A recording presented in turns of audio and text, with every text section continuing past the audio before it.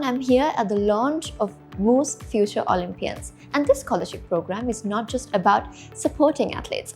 It's all about recognizing potential, investing in sport of Sri Lanka, and also paving the road to 2032 Olympics. I'm Taliba Carter, and you're here with High Online.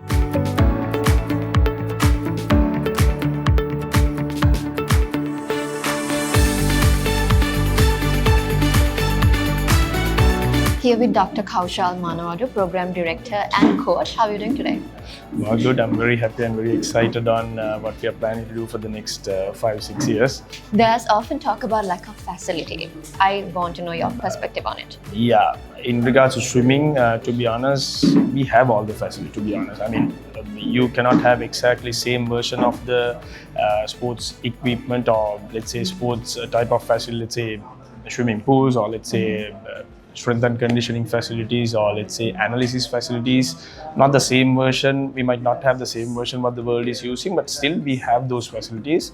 If someone is saying no, we don't have the facility, I would say it's a lie because we have the facilities. Then why haven't we been there? That's one thing, because now again I'm coming back to swimming. Swimming is a sport that we have excelled in the South Asian level but not beyond that.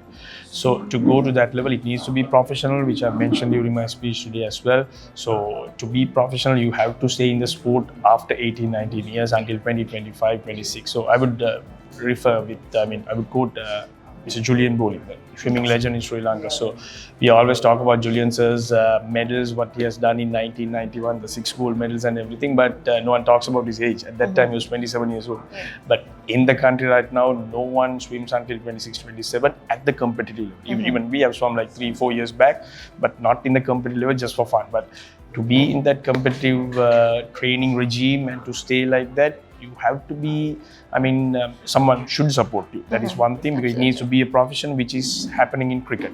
So that is what we are trying to move from the other sports towards swimming, to keep the athletes in the sport, so which might give us result by this time. And also talking about not copying the strategy of other countries. What is your game plan for Sri Lanka? How are you customizing your strategy? Basically, we have to think about the somatotypes and the way of lifestyle that they are in. Let's say, as a very simple example, once you go out, it's like 35, 36 degrees. So yes, warm up, warm down, everything is very important, but you cannot copy paste what the others do for warm-ups. In swimming terms, I would say like you would do 2,000 to 3,000 meters warm up for a USA guy who trains in a winter type of a condition, but in Sri Lanka, once you go out, you're already warmed up.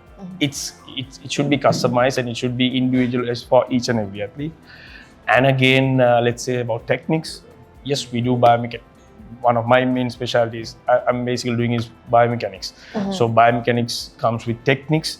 So technique means a certain way of doing a certain thing, which has worked for most of the athletes. But it's not 100% sure that it will work for each and everyone.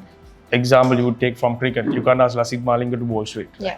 He will be having his unique way of style. You cannot change him as well. Likewise, there are swimmers that we need to develop their unique ways of developing them and what they have done since they are 6-7 years old. So you have to go with that, and we have built that for the last 4 or 5 years. We have performed in that. So I want to go beyond that, and you can see the results in the next 5-6 years. Absolutely, Dr. Kaushal. Thank you for being a strong pillar for athletes.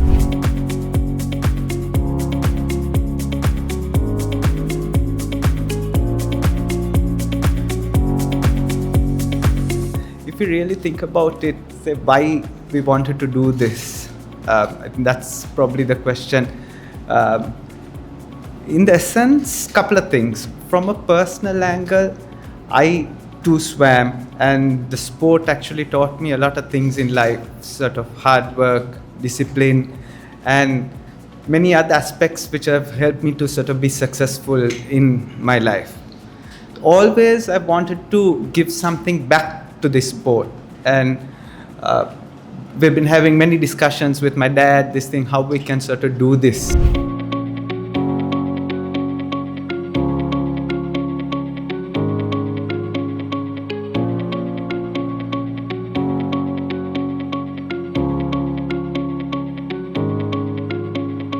Here with Tharushi Jayathilaka, Marketing Manager, Moose Clothing. Hi Tharushi, how are you doing today? Hi, I'm good.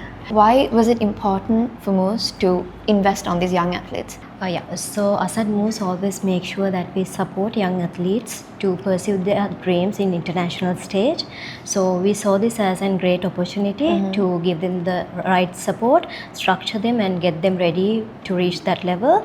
So we will believe that these young athletes will take the best out of it and make us Absolutely. proud and also the country proud.